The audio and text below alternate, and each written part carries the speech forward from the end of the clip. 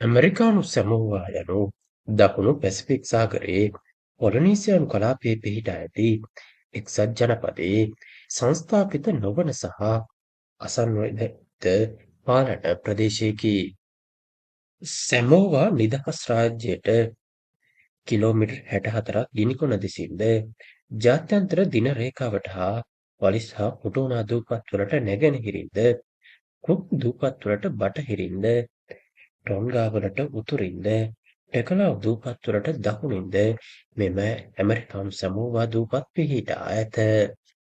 ඇමරිකානු සැමෝවා දූපත් ඇමරිකානු එක්සත් ජනපදයේ දකුණු දිගම පිහිටි භූමි ප්‍රදේශය වන අතර එය හවායි ප්‍රාන්තයට කිලෝමීටර් 3500ක් නිරිත දෙසින් පිහිටයි. ජනාවාස වූ ජාවස් දූපත් සමග සමගයට දකුණින් පිහිටන එක්සත් ජනපද භූමි ප්‍රදේශ දෙකෙන් එකකි. ඇමරිකානු සැමෝවා දූපත් ප්‍රධාන වශයෙන් සැමෝවා දූපත් සමූහයේ නැගෙනහිරි පිහිටි දූපත් වලින් සමන්විත වේ. එයට ජනාවාස වූ යමහල් දූපත් වන ටුටුයිලා, අවුනෝ, ඔහු, ඔලසගා සහ ටාවෝ යන දූපත් ජනාවාස නොවූ රෝස් අතලුව මෙන්ම ටොකලාවු යාමහල් දූපත් සමූහයේ ටොකලාවු විසින් තමන්ට අයත්යැයි ප්‍රකාශ කරන අතුළුවක් වන සොයස් දූපතින්ද සමන්විත වේ. ඇමරිකානු සැමෝවා දූපත්හි මුළු ගොඩබිම් ප්‍රමාණය වර්ග කිලෝමීටර් 200කට ආසන්න වන අතර ඇමරිකානු සැමෝවාහි නිවර්තන දේශගුණයක් පවතින අතර එහි භූමියෙන් 90%ක් වැසි වනාන්තර වලින් යුක්තය. 2024 වන විට ජනගහනය ආසන්න වශයෙන් 47400ක් වූ අතර අගනුවර සහ විශාලතම ජනාවාසය වන පැගෝහුයි පිහිටා ඇති ටුටුයිලා දූපතේ මෙම ජනගහනය වැඩි වශයෙන් සංකේන්ද්‍රණය වී ඇත. ඇමරිකානු සැමෝවාහි පදිංචිකරුවන්ගෙන් අතිමහත් බහුතරය ස්වදේශික වාර්ගික සැමෝවා ජාතිකයන් වන අතර ඔවුන් බොහෝ දෙනෙක් නිල භාෂාවන සැමෝවා හා ඉංග්‍රීසි භාෂාවන් චතුර ලෙස කතා කරනු ලබනවා.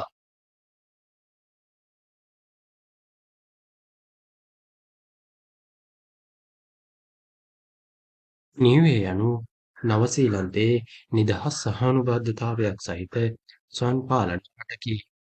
එය දකුණු පැසිෆික් සාගරයේ පොලිනීසියානු කලාපයේ පිහිටා ඇත. නියුවේ, ටොංගා, සැමෝවා සහ කුක් දූපත් අතර පිහිටයි. එය නවසීලන්තයට සහ ටොංගාවලට ඊසාන දෙසින් පිහිටයි. වර්ග කිලෝමීටර් 260ක භූමි ප්‍රදේශයක් ආවරණය කරන මෙම දූපත නිරිත දිග පැසිෆික් සාගරයේ පිහිටි ලොව විශාලතම කොරල් දූපත් වලින් එකකි. අලොෆි බුක්කේ පිහිටා ඇති අලොෆි නියුවේහි අගනුවර සහ විශාලතම ගම්මානයයි. එය රටේ පරිපාලන කාර්මික හා මූල්‍ය මධ්‍යස්ථානයද වනවා.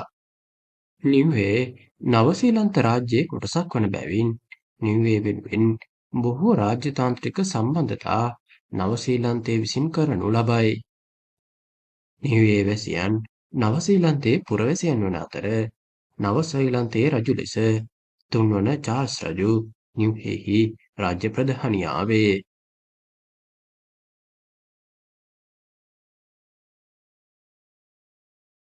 බේකර් දූපත මධ්‍යම පැසිෆික් සාගරයේ පිහිටි දූපතක් වන අතර එය සමකයට ආසන්නව පිහිටා ඇත.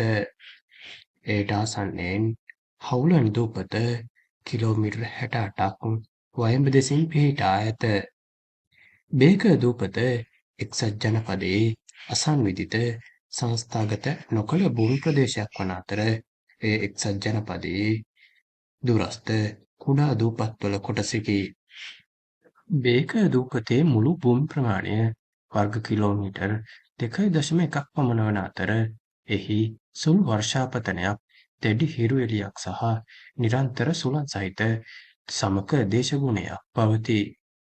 සංස්ථාගත නොකළ භූමියක් වුවද බේකර් දූපත ඓතිහාසිකව ඇමරිකා එක්සත් ජනපද හමුදාවේ කඳවුරක් ලෙස භාවිතා කර ඇත. මෙම දූපත වර්තමානයේ 1974 දී පිහිටවන ලද බේක දූපත් ජාතික වනජීවී රක්ෂිතයේ කොටසක් වන අතර එය 2009 දී තවදුරටත් පුළුල් කරන ලදී.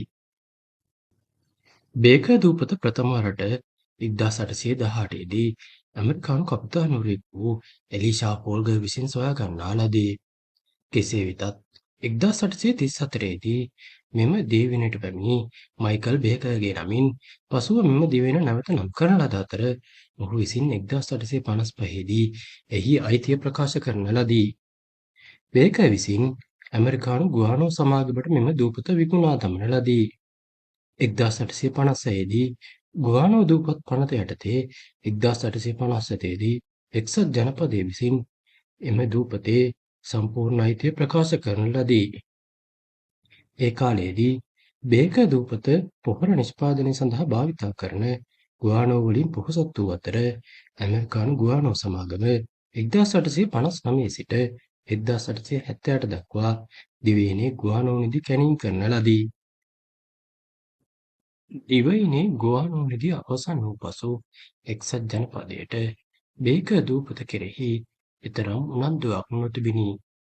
1886 දී බ්‍රිතාන්‍ය පදනම් කරගත් ජෝන් ටී අරුන්ඩෙල් සහ සමාගම ද ගුවානෝ දූපතේ කැණීම ආරම්භ කළ අතර ඇමරිකානු ගුවානෝ සමාගමෙන් බේකර් දූපත ඔවුන් විසින් මිලදී ගන්නා ලදී. 1897 සිට 1936 දක්වා බේකර් දූපත එක්සත් රාජධානිය විසින් එය බ්‍රිතාන්‍ය අධිරාජ්‍යයේ කොටසක් ලෙස සලකනු ලැබීය. 1930 ගණන්වලදී එක්සත් ජනපදය සිය හමුදා කඳවුරු පුළුල් කිරීම ආරම්භ කරන ලද අතර බේකර් දූපත නව හමුදා කඳවුරක් නිර්මාණය කිරීම සඳහා සුදුසු ස්ථානයක් ලෙස පිළිගනු ලැබීය. එම නිසා එක්සත් ජනපදය විසින් දූපත යටත්විත කරන කටයුතු ආරම්භ කරන ලදී. 1936 වන විට එම දූපත එක්සත් ජනපද අභ්‍යන්තර කටයුතු දෙපාර්තමේන්තුව විසින් පරිපාලනය කරන ලද අතර එය ඇමරිකානු සමක දූපත් ජනපදකරණ ව්‍යාපෘතියේ කොටසක් ලෙස දූපත සංවර්ධනය කිරීමට සහ කෘෂිකර්මාන්තය හඳුන්වා දීමට උත්සාහ කරන ලදී. කෙසේ වෙතත් 1942 දී ජපානය විසින් පර්ල් වරායට පහර දීමෙන් පසුව බේකර් දූපතෙන් සිවිල් වැසියන් ඉවත් කර ලද අතර 1943 දී එක්සත් ජනපද හමුදා විසින් බේකර් දූපතේ හමුදා කඳවුරක් ස්ථාපිත කරන ලදී. පෙර ජනාවාස තිබුණද බේකර් දූපතේ ස්වභාවික මිරිදිය ප්‍රභවයක් නොමැත. දූපත ගස් රහිත වන අතර ප්‍රධාන වශයෙන් දූපත තනකොළ වලින් සමන්විත වේ. එම නිසා මෙම දූපත ප්‍රධාන වශයෙන් සමුද්‍ර ජීවීන්, මුහුදු පක්ෂීන් සහ වෙරළබඩ පක්ෂීන් විසින් භාවිතා කරනු ලැබේ.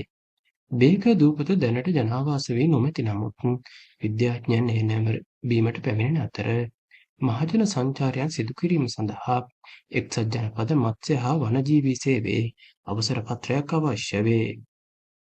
හවුලන් දූපත යනු මධ්‍යම පැසිෆික් සාගරයේ පිහිටා ඇති සංස්ථාපිත වූ අසංවිධානාත්මක එක්සත් ජනපද භූමියකි.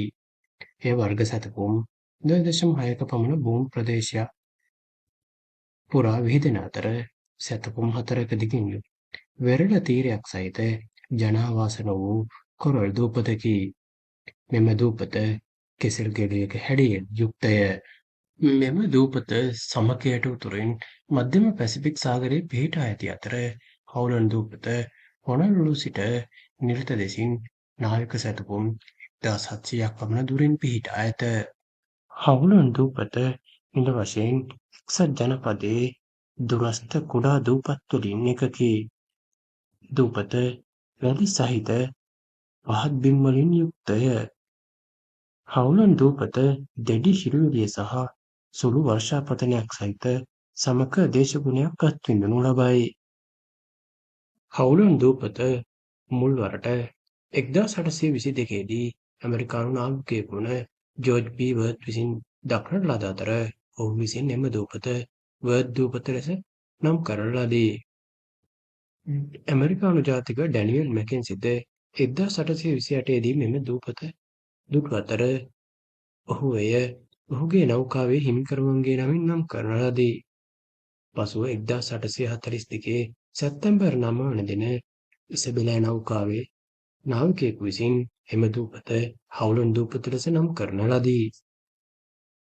1856 ගුවානෝ පනත යටතේ 1857 දී ඇමරිකා එක්සත් ජනපදය බේකර් දූපත සමග මෙම දූපතට සිය අයිතිවාසිකම් ප්‍රකාශ කරන ලදී. ඇමරිකානු සමක ජනපද කරන ව්‍යාපෘතියේ කොටසක් ලෙස 1935 දී දූපත ජනපදකරණයට ලක් කරන ලද අතර 1936 දී එක්සත් ජනපද අභ්‍යන්තර දෙපාර්තමේන්තුවේ පාලනය යටතේ මෙම දූපත තබා ඇත. හවුලන් දූපත වර්තමානයේ හවුලන් දූපත් ජාතික වනජීවී රක්ෂිතයට අයත් වේ. එක්සත් ජනපද අභ්‍යන්තර දෙපාර්තමේන්තුව යටතේ ඇති දූපත් ප්‍රදේශයක් ලෙස එක්සත් ජනපද මත්ස්‍ය හා වනජීවි සේවය විසින් මෙම දූපත කළමනාකරණය කරනු ලැබේ. මෙය පැසිෆික් දූපත් උරුම සමුද්‍ර ජාතික ස්මාරකයේ කොටසකි.